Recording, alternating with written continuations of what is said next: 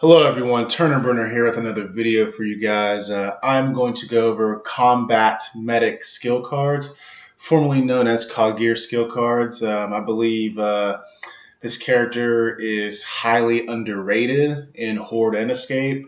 I've done 2 maps solo with COG Gear on Escape, mainly due to the fact that this character has very, very good health cards.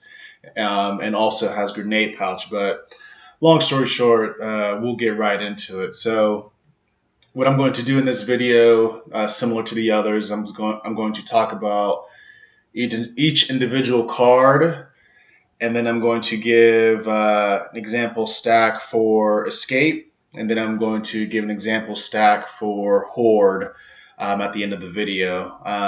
But the thing about this character is there's a lot of different combinations. So the example stack I give you is merely an example. It's not necessarily the best. So without further ado, let's get right into it. So Suppressive Recharge. Grenade kills reduce the cooldown of Team Revive by 126 seconds. Just a side note, a lot of these cards aren't going to be level 6 because in other operations, I didn't get into playing COG Gear a lot, even though this character was my first level 18. So you'll see some 6s, some 4s, some 5s. It's just an assortment. But I am still, wanting this character's cards to improve. But even then, the cards are still good or good enough for Master as they are right now. So, okay, back to the video. Suppressive Recharge, grenade kills recharge Team Revive by 126 seconds.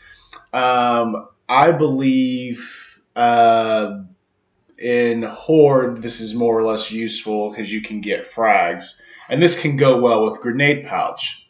So if COG Gear gets frag kills, if I'm not mistaken, it should work with a Lancer GL, at least it used to. So Lancer GL is another grenade type kill.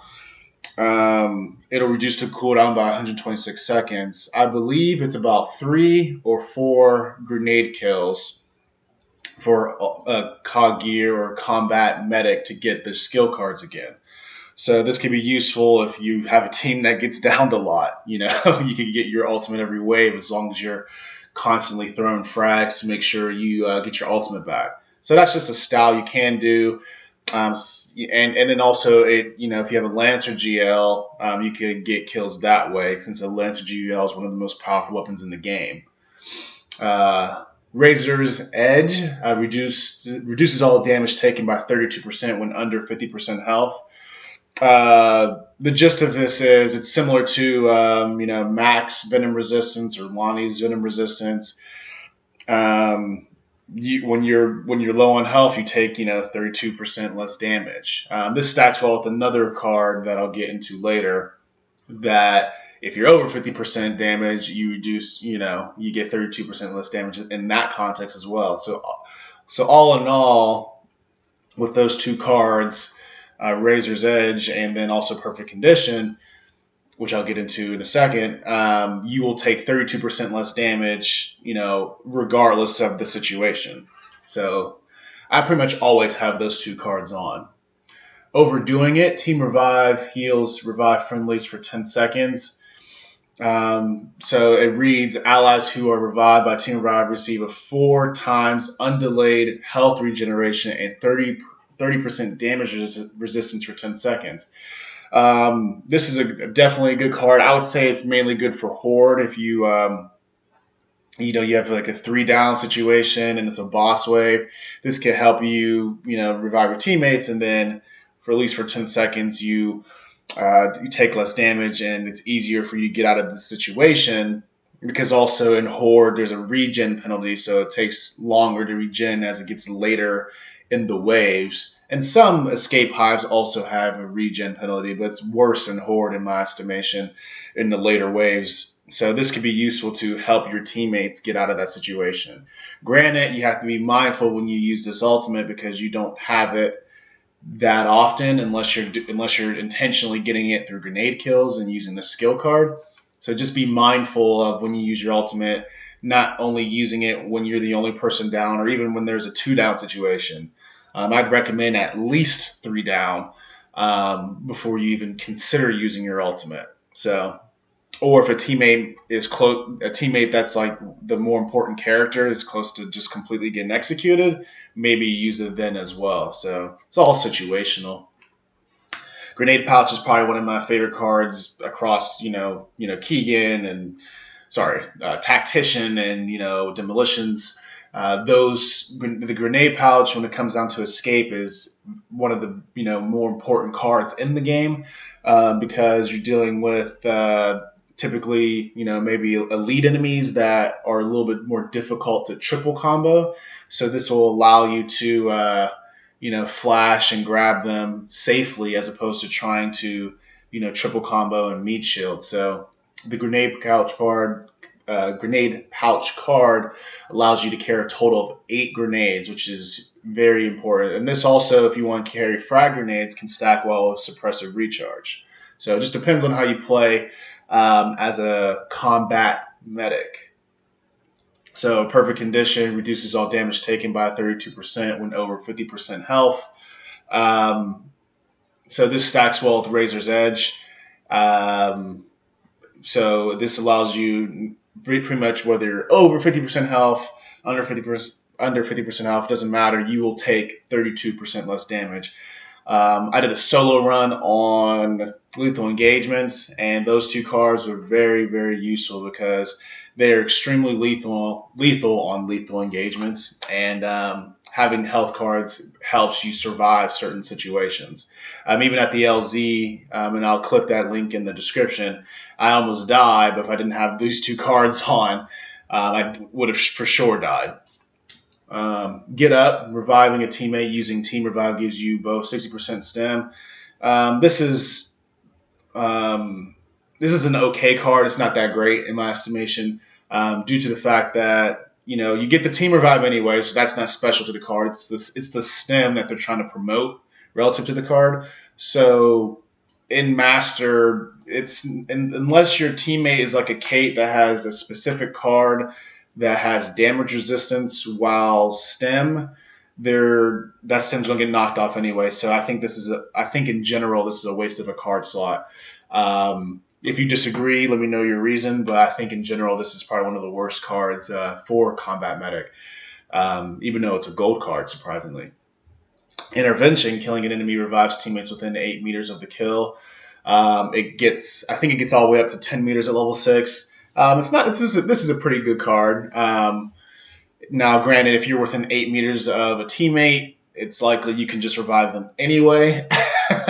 But this is not a terrible card. I've seen it used in Horde.Escape, where and it can be more efficient. Like if you like say an example on Ice Queen, you flash an elite grenadier that just downed your teammate. Instead of reviving your teammate and then getting the elite grenadier who may get unstunned, you're able to just get them all in one swoop by killing the elite grenadier, and then your teammate will get up just because he's near you. So there's different contexts this is useful. It's not one of, even though again it's a gold card and it's not one of the better cards for Combat Medic, but I do think it can be useful. Epic Score Boost, as I say in all the videos, it's just, simply stated, increase your team score in Horde, increase your time bonus in Escape. Level 6 is the best way you can do that. Dodge, I believe it's also 32% at level 6. So it says reduces ballistic damage by 28% from enemies over 5 meters away. So remember, Kagir already has 32% damage resistance when under 50% health. And then, or at least a card that says that, and then another card that says 32% damage resistance when over 50% health, and then she has another card that says 28%. Well, at level 6, I believe it's 32%, but for mine, 28% damage, ballistic damage resistance beyond 5 meters. So if an enemy is beyond 5 meters, depending on the level of your card, you will have at best 64% damage resistance. So these three cards together work extremely well to survive a lot of encounters on mini maps that are very lethal, or even Horde as later waves go that are very lethal. Because in general in Horde, a team is, or enemies will be beyond 5 meters in general. So this will allow you to survive those encounters way better than otherwise. So those three cards, the three health cards, make this character easily one of the better options in the game. Highly underrated. So helpful headshots. This is a card I used on lethal engagements and Ice Cream for my solo runs. Headshot hits provide 4 HP stim to self and nearby allies. So if I get a headshot kill, which is typically what would occur, then the teammates near me and myself will get stim. I wish this card was similar to like a Cole's passive, where you get a kill, you get stim. But if you're low on health and you get a headshot kill, you don't get like all your health back in stim. So I wish that card would be changed to that. But I still use it because I do like the extra health, even when I do have all my health. I do like the extra stim. Team Revive repairs fortifications by 40%. Obviously, this is a Horde card, and it is very helpful because of the fact that the engineer it allows the engineer to use less energy to repair fortifications. So, and it's also efficient because if the engineer can't even get to all the fortifications at later waves because of it's a big build or whatever, COG Gear's Team Revive can help that. Which in Horde, worst case scenario, the player should be getting it every 2 waves. Best case scenario, every wave if they're using the Suppressive Recharge card. So it just depends on the player play style, teammate needs, etc. Custom Lancer, pretty straightforward card. Increases damage 50% and active effects by 25% when firing any type of Lancer. This includes Lancer GL, which could stack well with Suppressive Recharge. So Lancer GL, let's say you're shooting bombs, you're getting grenade kills because of the extra damage, and this will help you charge your ultimate. So I think before there was one time I had only Lancer GLs in my locker as COD gear due to the fact that I knew I'd get my ultimate often. So now with the grenade pouch, you can do it that way as well. I'm not sure if the grenade pouch is always there in other operations. I honestly can't remember. But those two cards go very, very well hand in hand. Custom Lancer and the Suppressive Recharge. Healing Bounty. Anyone who kills your marked target heals 1,500 HP. Useful if you can't Team Revive immediately, or if it's not ideal to Team Revive, you can mark an enemy in front of your teammate that they're struggling with, but they're close to killing, and then they'll get some healing back. I believe this also works for COG Gears as well, but I usually use it in the context of helping out my teammates. But so yeah, mark an enemy, helps your teammates get some of their health back. Modified Snub, 60% increased damage and active effects. Simply similar to the Custom Lancer, this will help you get kills faster with the gun she spawns with. Score Boost, similar to Epic Score Boost, speaks for itself. Helps increase team score in Horde. Helps increase or decrease, however you want to look at it, time bonus and escape. So something I actually failed to do in the beginning of the video, Combat Medic. This class is a solid rifle class that you can bring on to, the Combat Medic is a solid rifle class that you can depend on to bring the team back from the brink. This class specifically is to help your team get revived when it needs to in 3 or 4 down situations. That's typically what is the purpose. So I made this video because I feel that the characters that are here to deal out damage So like, demolitions to a degree, infiltrator to a degree, and marksman, or even anchor. Those classes are a lot easier to use because they're obvious. You just have to kill what's in front of you. Combat medic is a lot more. It requires a lot more brain power in my estimation, due to the fact that you have to actually think like, do I revive that teammate? Using my ultimate, is that a better decision, or do I let them die and we get them later at the end of a wave? Do I waste my ultimate here or not? Because of the fact that you're dealing with a lot more tricky, subjective decision making. I think that this is, makes it for far more interesting than just killing what's in front of you. I mean, it's a difference in style, but I feel like this class needs to be talked about because the decisions aren't obvious. When you just need to kill what's in front of you, it's obvious. But when you're trying to figure out what skill cards to use on something that is basically like similar to Jack in a way, where you're here to, typically revive, and help your teammates get their health back, then it's a lot harder to play as that player, and you're a lot more relied on in certain types of situations. So anyway, ultimate ability, team revive, instantly revive down to allies, which I've discussed. Passive ability, this has been different. I forget which operation, because I didn't talk about this class in Operation 4, but I think it changed the last operation. So long story short, the passive is very, very important. 50% health regeneration speed for you and allies within 10 meters. So understand this, right? So I talked about all the skill cards and their health benefits.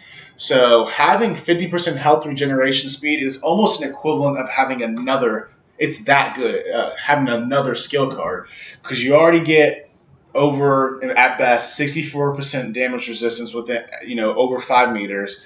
And then if it's under 5 meters, you get 32% damage resistance. And if you do get hurt, you get fast health regeneration, which I think is an awesome thing to add, in my estimation, with this character. So, and this also helps your teammates if they're nearby. I think you can. Kagir also helps your teammates get stim. I'm not entirely sure, but long story short, the health regeneration for allies within 10 meters and Kagir, 50% speed, 50% faster, very, very useful in Horde, especially, and definitely on any escape map where it's master, and you need to survive certain encounters. So the next part of this video, I'm going to give an example Horde stack, and then I'm going to give an example escape stack.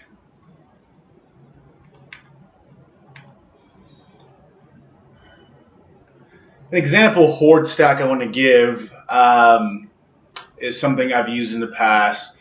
So I'm a big proponent of health cards, right? And if you can use 2 in general, you should. But so with Kagir, there's 3 health cards you can put on, but for this stack I have only 2. 32% damage resistance when over 50% health, and 32% damage resistance when under 50% health. So I just have 32% damage resistance, period.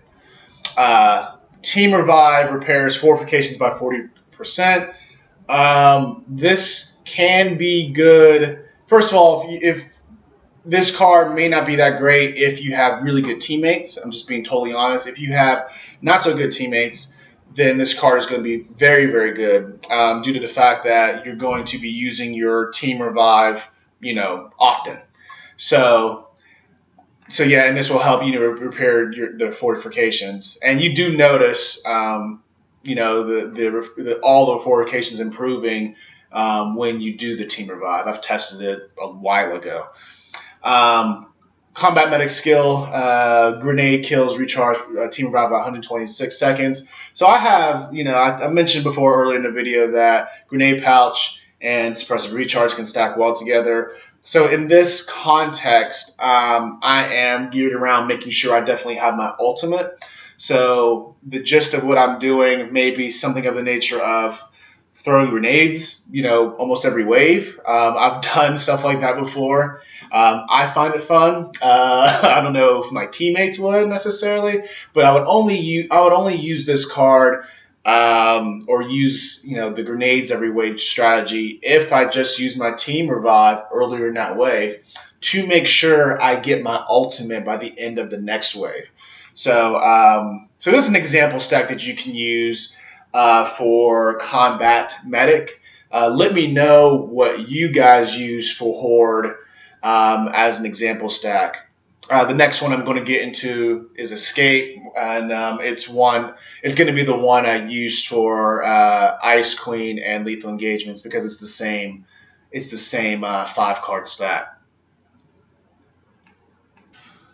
So this is the example I want to give for Escape.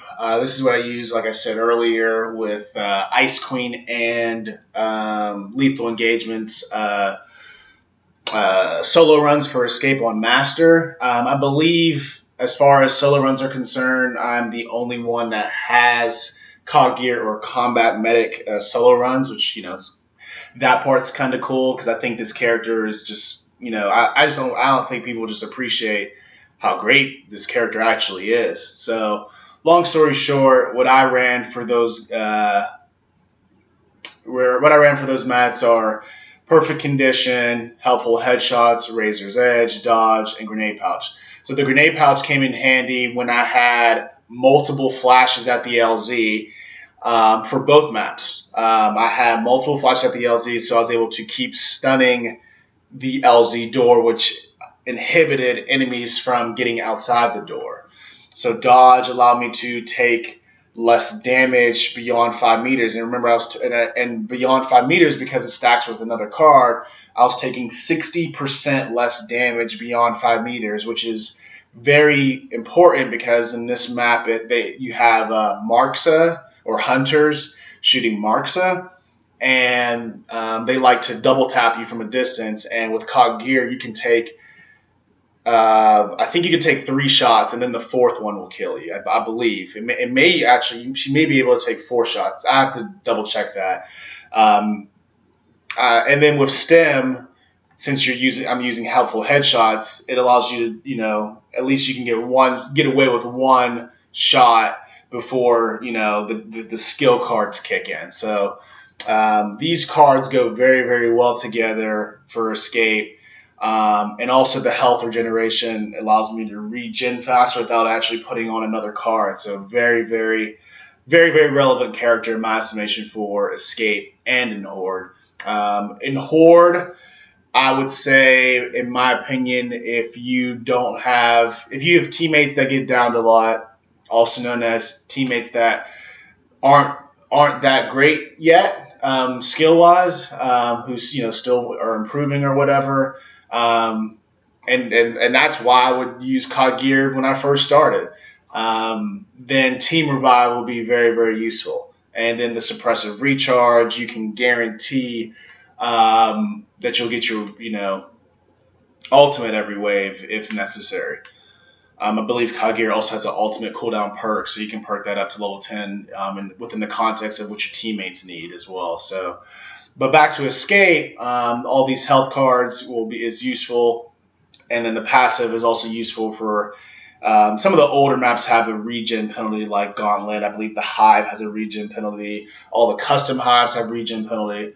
So keep in mind that passive is useful for you and your teammates. So that is what I have to say about Combat Medic.